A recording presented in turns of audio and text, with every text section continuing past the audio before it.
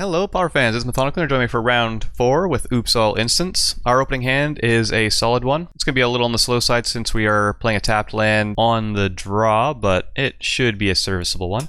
Alright, Cataxium Probe and Delver. Alright, I'm really hoping this isn't blue-black Delver because this matchup is rough if it is. Okay, they're just getting their cycling on. They did have the turn 2 flip there, so at some point we're going to have to manage to get this Repulse off to get it back to their hand, or we have to find some creature to trade with it. And yes, they are on blue-black Delver, so this is going to be a very tough matchup. Let's see what we can do. This is the kind of matchup where the Spire Golem would be a little bit better, since it would be able to block the Insectile Aberration and not die. Alright, let's see what they have here. If it's a Gurmag Angler and they still have mana up, I'm expecting a Daze, but we have to go for the Exclude here, and they do have the Daze. Alright, so we're in a very bad position. What we're going to do is we're going to try and repulse the Gurmag Angler, because we really can't afford to take this much damage. They are just digging, I'm assuming trying to find something to stop us from doing this, and they end up finding a foil. Alright. So that doesn't resolve. At this point, we are nearly guaranteed to be dead. We could play, we're going to be taking 8 here, going down to 3. We are going to be able to play Pestermite and trade, possibly a Spellstutter Sprite to chump block, but that's not a very good position to be in. So I go ahead and play this, and our opponent ended up thinking for a moment. I'm like, you know what? There's no chance. I'm just going to concede. So we're going to jump on over to game number 2.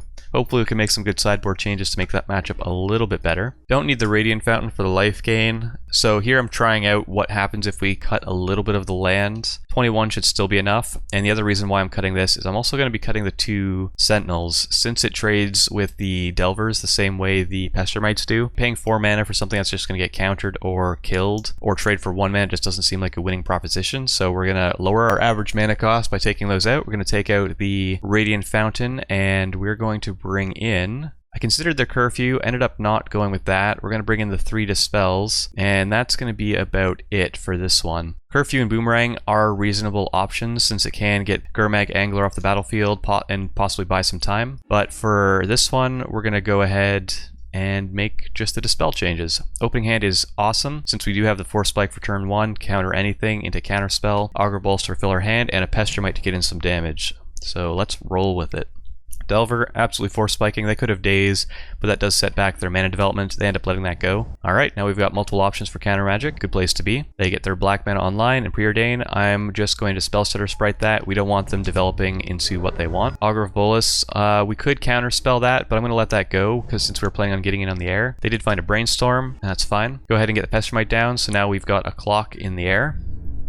At this point, we just want to counter anything that's going to disrupt our clock or get in our way or try and kill us. So like Gurmag Angler, Stormbound Geist, all that kind of stuff, definitely on the counter list. They're just digging through their deck. We're going to let that go for now. And they are going for the Gurmag, so absolutely going to counter that. And it manages to stick. I was a little bit worried about foil into Daze, but thankfully they did not have that. Currently we're still winning the race, and now we've got some additional counter magic with the Spellstutter Sprite. Brainstorm, we will let that one go, and they don't have anything else to go with it, so we're just going to cast the Think twice. Condescend is pretty decent, and because we have the Condescend, we're going to go ahead and play the Lonely Sandbar. We do want to get some additional mana going to keep that spell relevant. Let's see what our opponent does here.